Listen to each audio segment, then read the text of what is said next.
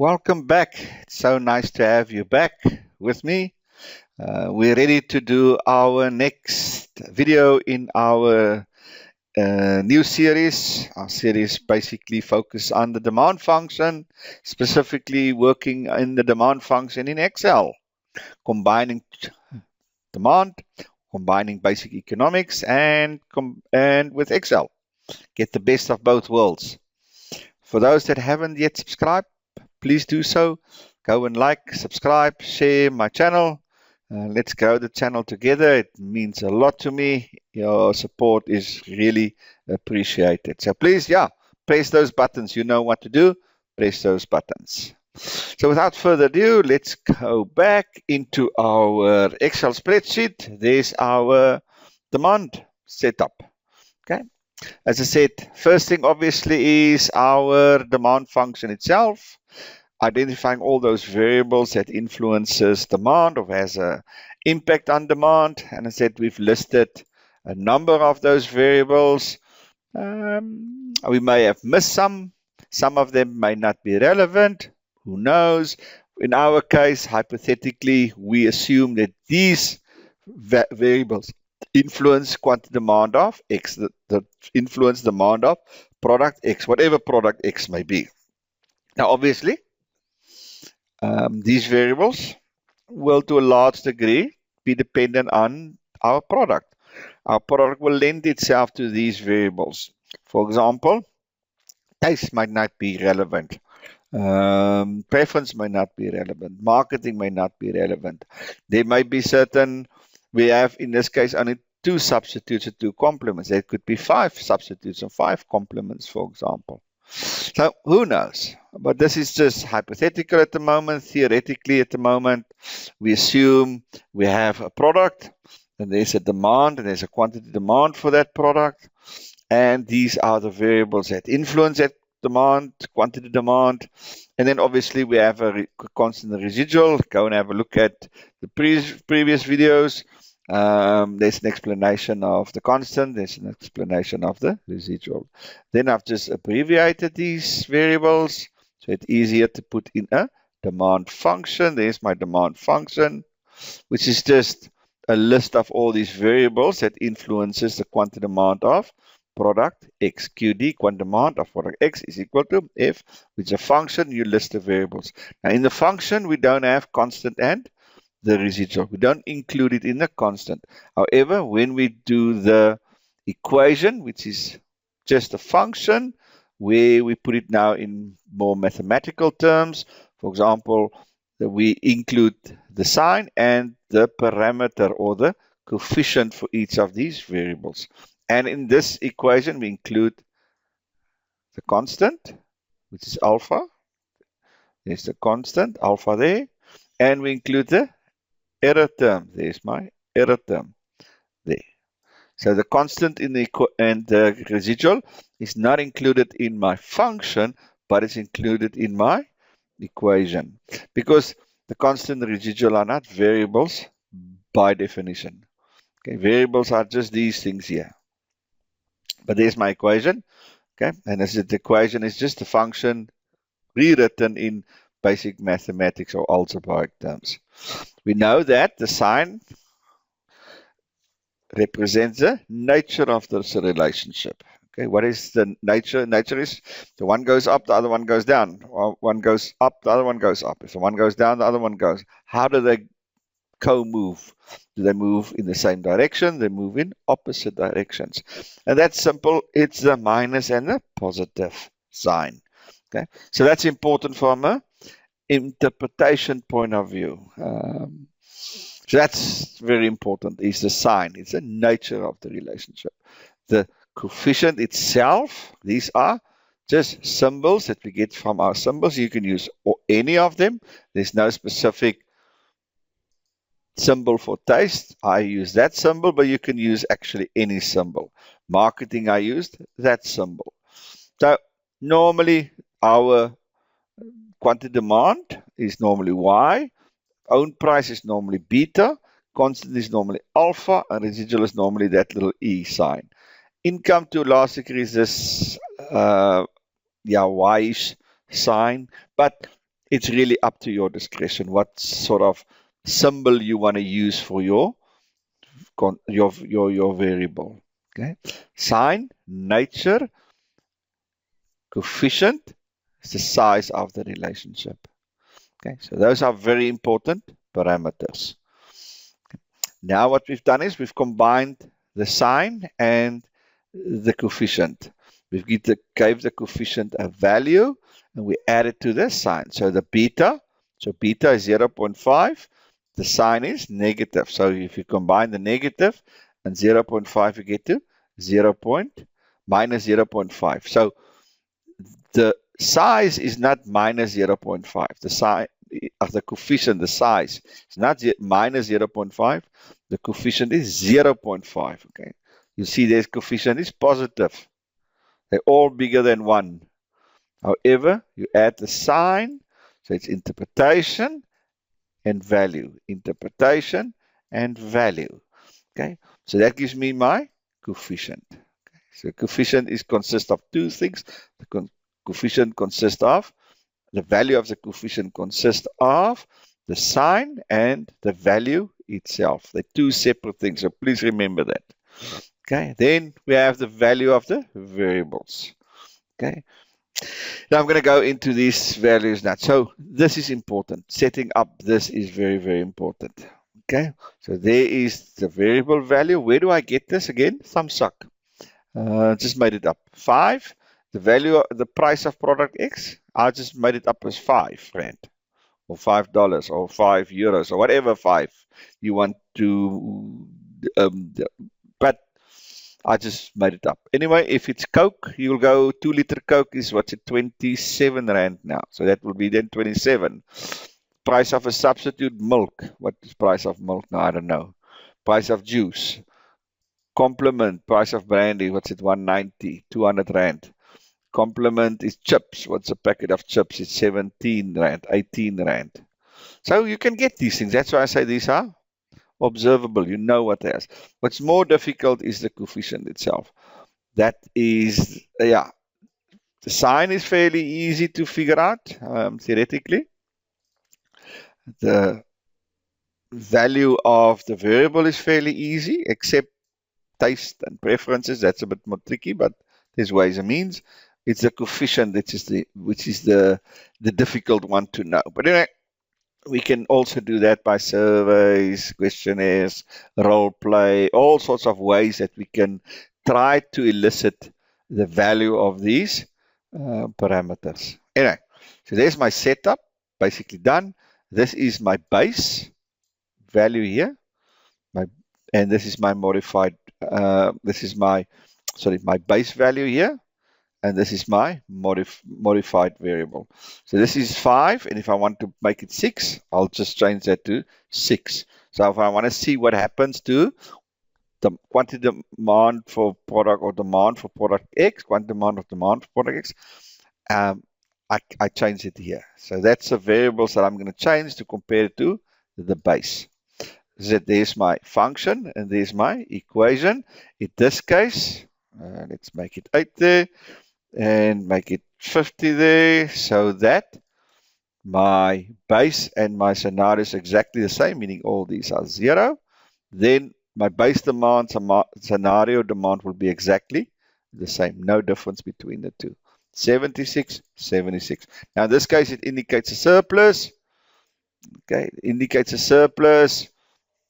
There's actually no surplus. It's 0. We're going to play with it. And these are my elasticity calculations. Again, in this case, it indicates inelastic because it's less than 1. Okay, it's less than 1. That minus is just to get rid of the minus if there's minuses, etc., etc. Anyway, so this is my elasticity calculation. So my basic demand calculation, my scenario demand calculation, whether that is a surplus or shortage, and the elasticity. Then I can go and what I want to do is to draw a demand function. So there's my demand function at the moment. That's price is 5 rand. That's my demand function. How do it? I have to move from my expanded demand function. I have to go to my standard demand function, which is just price of X. in this price of x. So I have to collapse. I have to reduce this function, my expanded function. I have to reduce it to my normal two-dimensional price and quantity and price. Because remember, quantity demand is on my x-axis. My x-axis is quantity demand. Remember 76. And on my y-axis is the price of x. Price of x. What's price of x? Price of x in this case is 5 rand. There is 5 rand. See, it's 5, 4, between 4 and 6 is 5. There's 5.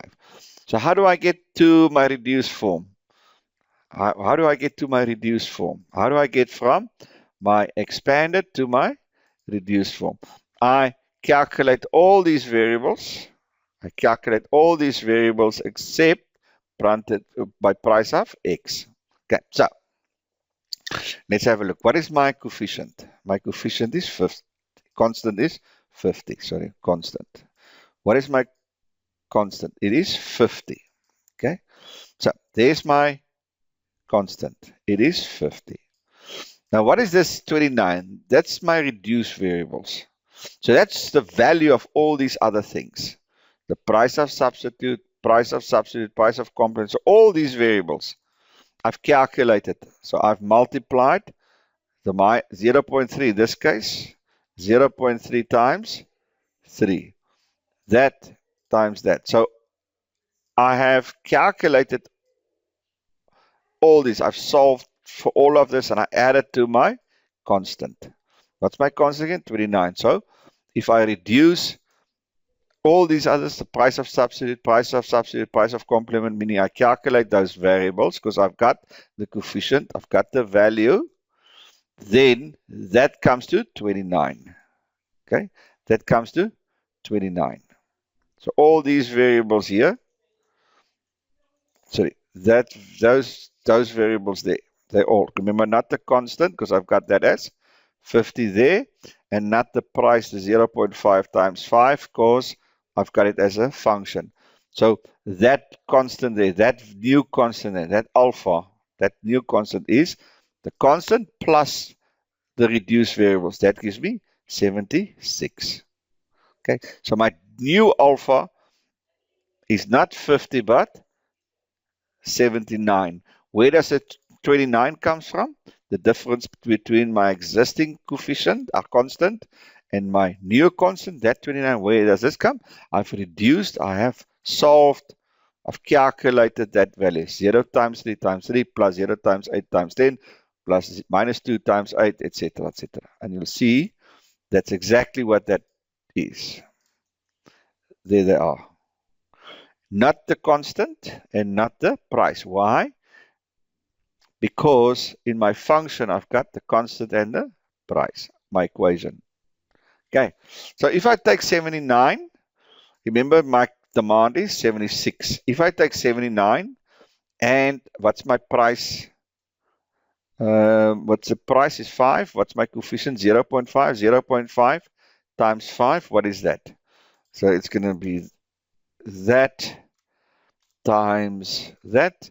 That gives me 3, minus 3, rounded, né? Minus 3. If I take 79 and I add minus 3, I get to 76. What is my demand? 76. So you'll see this is how that value is calculated. So what do I have now? I have the price of my product, I've got the coefficient of my product, and I've got the new constant. So this thing here, quantity demand, that's 76. That 76 is alpha, not the 50, but the 79, minus beta, which is minus 0.5.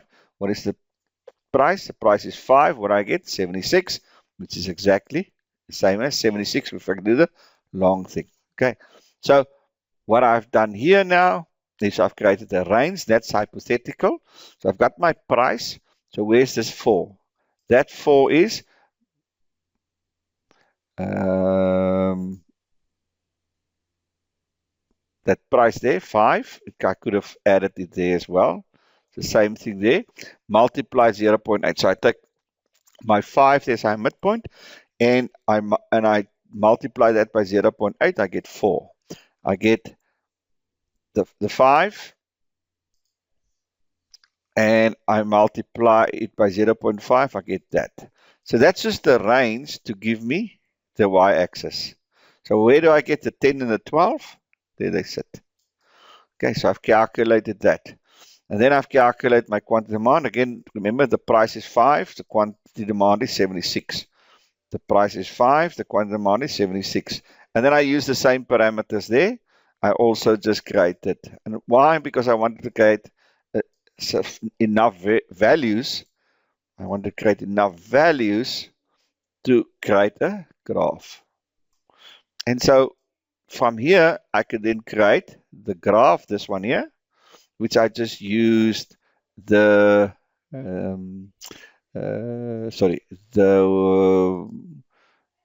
chart graph. Okay, so that's easy. So there it is. And I just swap the, obviously, X and Y's. So if I go there, I say select chart type, you'll see I've used a scatter, this one here, the XY scatter. And select the data, you'll see there's the data there. Okay, so I've created now a demand function, the demand graph. I illustrated the demand function using a graph by using this method. Okay, now obviously you can use different ranges. So I can use 0.1, 0.2. If I want more observations here, I can expand on this. If I want less, I make less of it. That's up to you. Slope stays -2, which is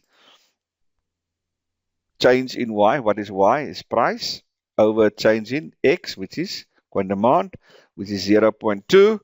What is 0.2? 0.2 is the inverse of 0.5.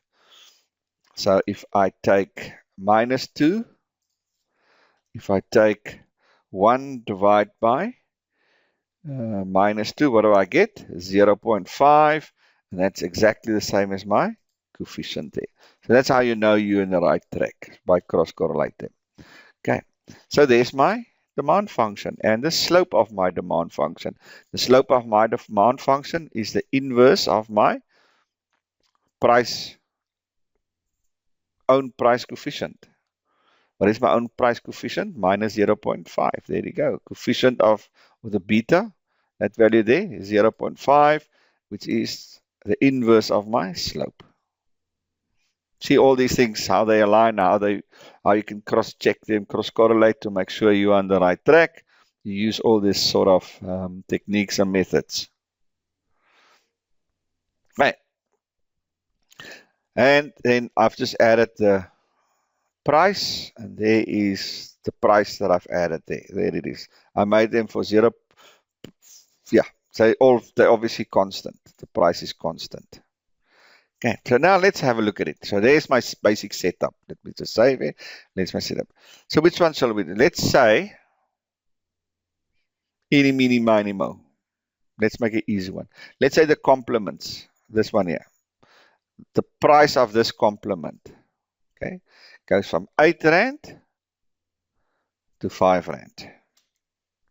So that means the price of that complement decreases by 3 Rand. Okay, it decreases by 3 Rand. Now we know that complements have a negative sign. So if the price of my complement decrease, okay, then the quantity demand for that complement will increase, and therefore the demand for my product will increase. So that's why there's a negative sign. Okay, so let's have a look. So if the price of my complement, so let's have a look and see how this whole thing plays out. So the price decreased by 3 Rand. What should happen? The demand should increase. Remember, demand should increase. So let's have a look. Yep, the demand actually increased from 76 to 82. That is a shortage. Why? Because if we think that supply is still 76, then obviously the increase in demand creates a shortage. So if there's only 76 being produced, the new demand is 82. 2, then there's going to be a shortage of 6. There's going to be a shortage of 6. So this decrease in the price of the complement by 3 Rand causes a shortage of 6 units. Causes a shortage of 6 units. Causes a shortage of 6 units. So the price decreased by 3, quantity demand increased by 6. What is that? That is inelastic.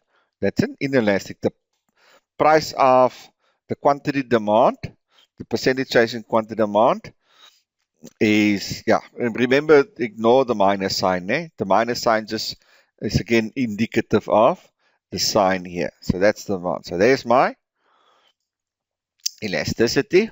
There's my elasticity calculation. It actually should be elastic. I actually need to multiply it by 100. It actually should be elastic. Sorry, I just need to correct it because quantity demand is quite sensitive to price. It's very sensitive to price. It's very sensitive to price. So 6 change here is because of a 3 Rand change there. So 6 unit change here is because of a 3 unit change. So quantity demand is quite sensitive to a change in price. So that's why it's elastic.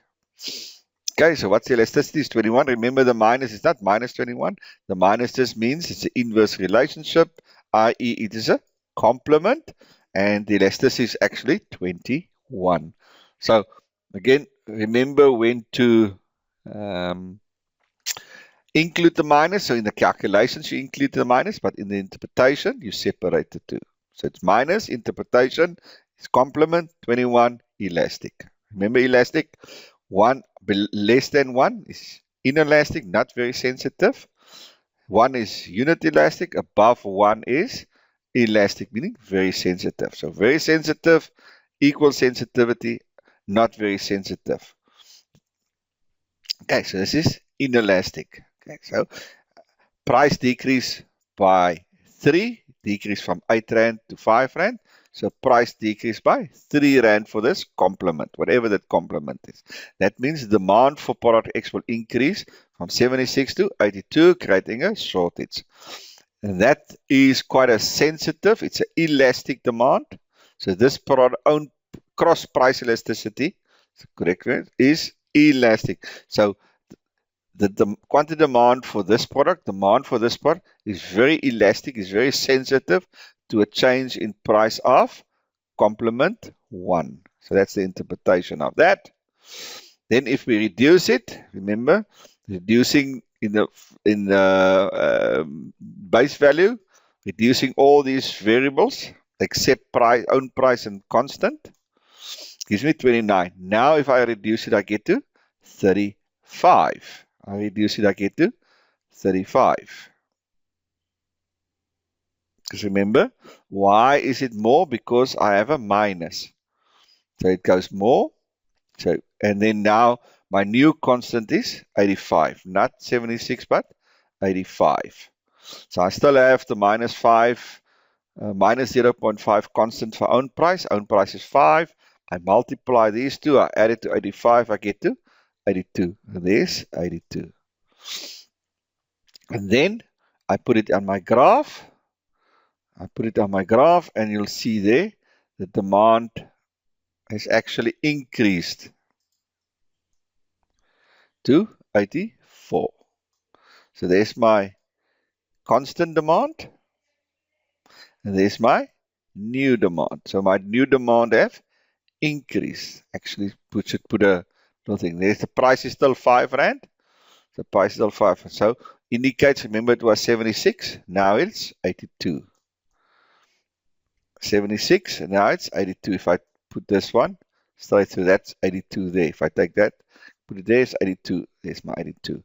There's the 76, which is demand and the demand, quantity demand. There we go. 5 and 76. There's my original one. And 5 and 82. There's my 82. So this decrease in demand decrease in the price of complement 1 causes demand to increase from 76 to 82. It's very elastic. It causes the demand function to move to the right, and the new demand value is, quantity demand is 82 at 5 Rand. Okay, and what happens to total revenue? Total revenue increases because it's elastic. Okay, I actually need to make that yellow. It increases because it's elastic. So total revenue at 5 at 76 is 308 Rand. 5 Rand and 76, 5 Rand and 76 units gives me a total revenue of 300. But now with the price still at 5 Rand, but now the quantity demand is 82, gives me a revenue of 410, meaning my revenue have increased. So if own price of a complement is elastic, then a price decrease will cause total revenue to increase. Let me put it that way. The price of this complement decrease, it causes demand to increase, which is elastic. And if own price or cross price of the complement is elastic, then total revenue will increase. There we go. And there's the whole thing on Excel. So let's go back to 8. You see then everything would be equal 76. The demand and supply functions are the same. See there's 76 and 76, etc. There's nothing there. So let's do own price. So let's say own price increase from 5 Rand to, let's say, doubles. So own price doubles from 5 Rand to 10 Rand. No, I make it 9. I don't want to double because then it's unit elastic. So I don't want to double it. Let's go from 5 Rand to 9 Rand. There's a shock. Beef prices. It is foot to mouth, and the price of beef increase from 5 Rand to 9 Rand. What happens? Demand decreases. Demand decreases by 2. There's my elastic. So it's quite sensitive. Okay, it's quite sensitive. If I reduce it, 76 to 74, see what happens is the price now increase from 6 Rand. There's my 5 Rand price increase. It increases to 9 Rand. So there's my demand. Remember, own price, demand doesn't change. Demand stays exactly the same. There's a movement on the demand curve from 76 there to that point there, which is 74, which is 74 there. And in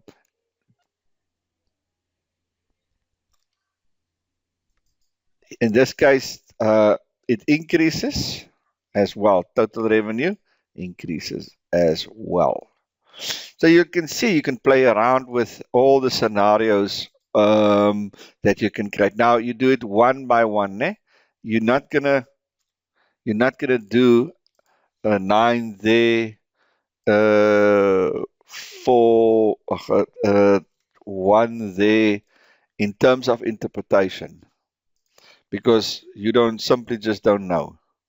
But you can change all of that if you want to know what happens with overall demand. But these values means nothing because these values require ceteris paribus.